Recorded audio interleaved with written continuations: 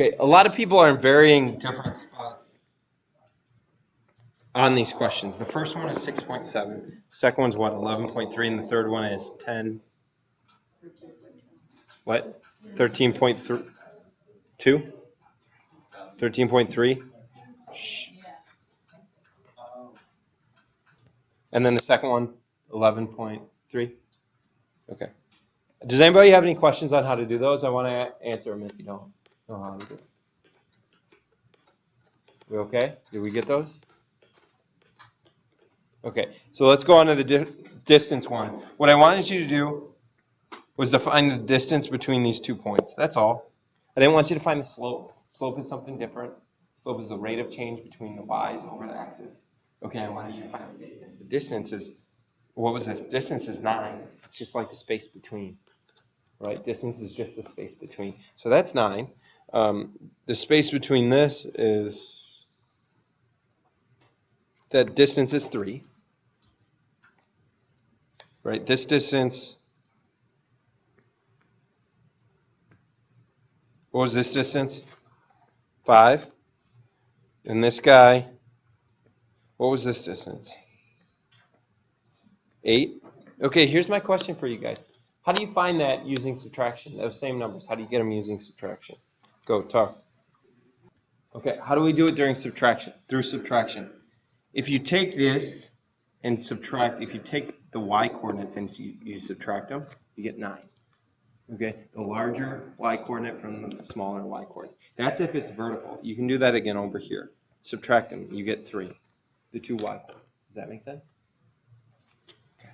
And then the x coordinates, this is kind of what she was saying. Since the y coordinates are the same, you look at the x coordinates and you subtract the x coordinates, which means you wind up adding it. So it's 5. Because minus negative is adding.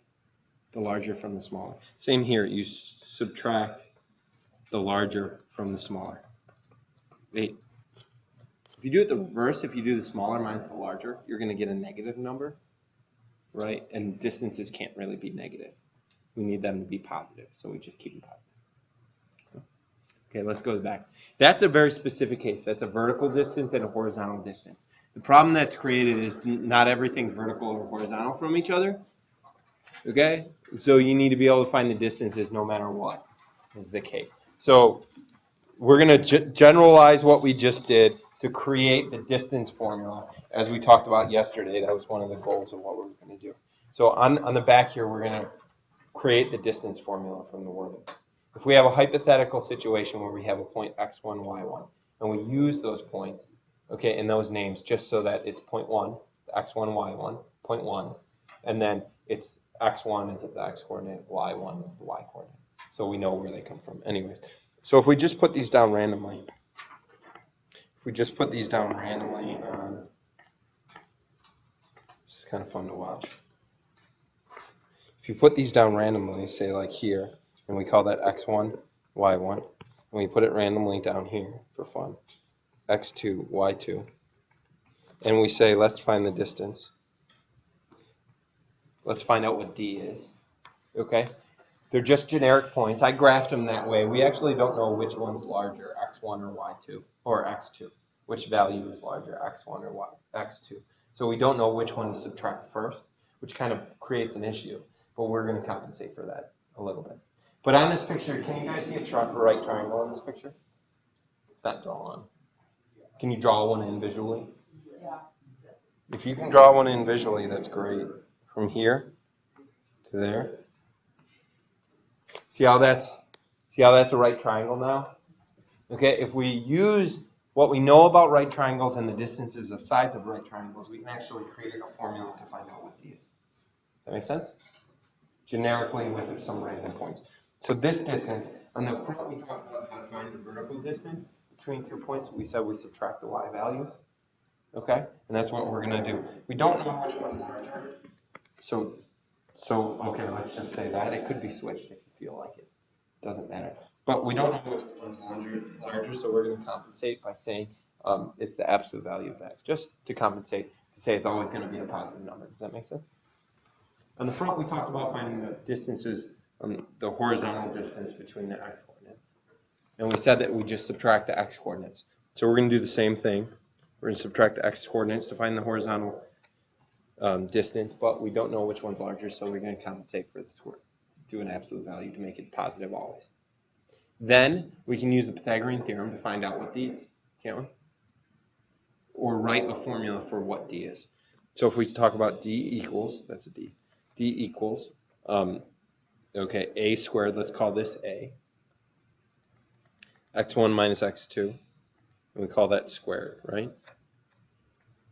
That's a squared, plus b squared, y1 minus y2.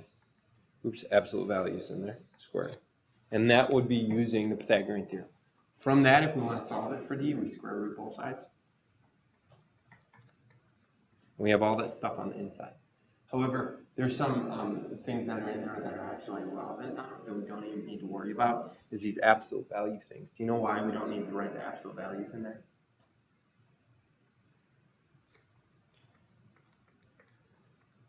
Anybody know why we don't write the absolute values?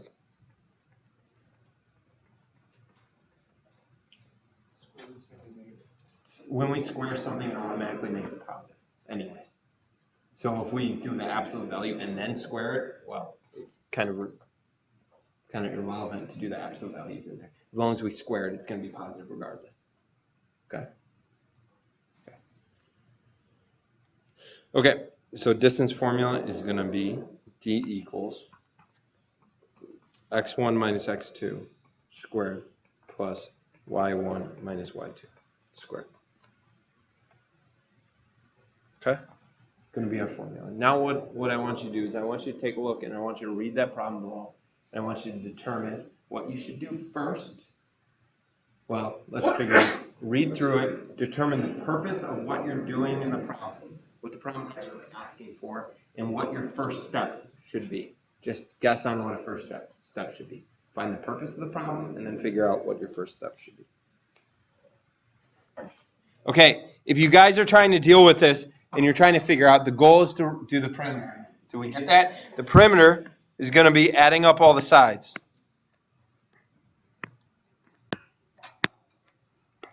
The perimeter is going to be adding up all the sides. So let's first see what the picture actually looks like. In order to find the perimeter, you need to add three sides together because it's a triangle.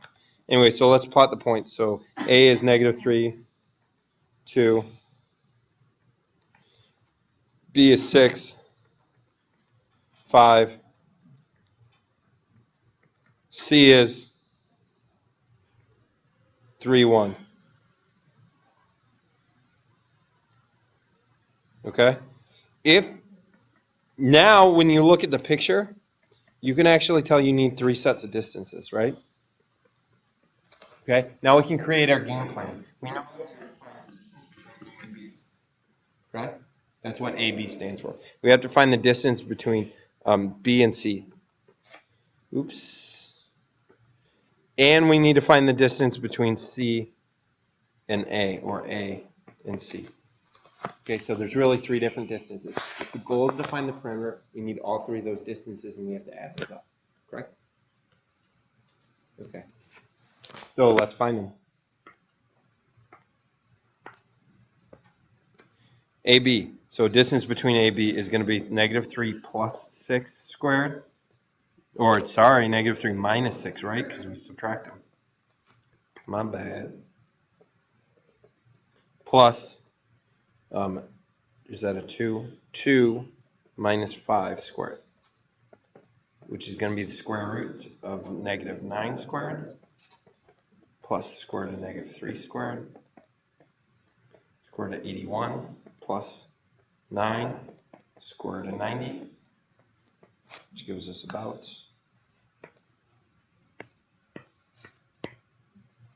9.48. Was that a 6? 9.49. Okay? That's not the purpose of the problem to find the distance between A and B. The purpose of the problem is finding the perimeter. That's part of how to get to the perimeter. There's more work. Okay? Do BC. By the way, if you didn't get that, you got to go backtrack right now in your head and figure out why I did that. Okay? Recycle it back and say, why are we doing what we're doing right now? You always have to have that purpose, and you have to have that why. Live in the why, guys. Live in the why.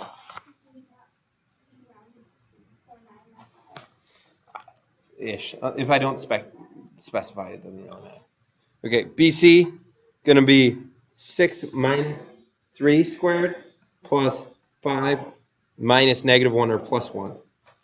Right? Again, if you don't know what I'm doing, if you don't know why I'm doing it, you know what I'm doing, but you don't know why I'm doing it, figure it out. Make sure you ask questions if you don't know why I'm doing what I'm doing.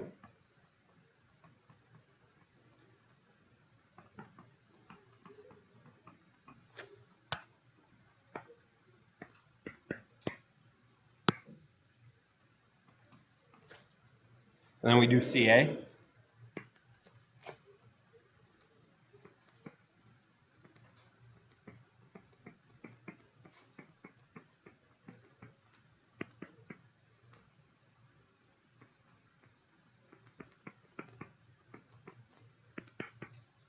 I know I'm not really talking through it, guys, but it's some algebra stuff. Does anybody need an explanation on how I walked through those?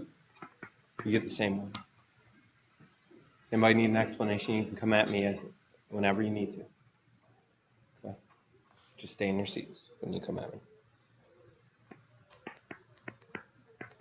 Then that's not the goal yet. We haven't hit the goal.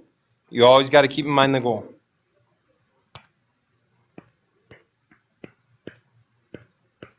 If you don't know why you're doing what you're doing, you should ask. Ask yourself or ask me. Okay, 22.9.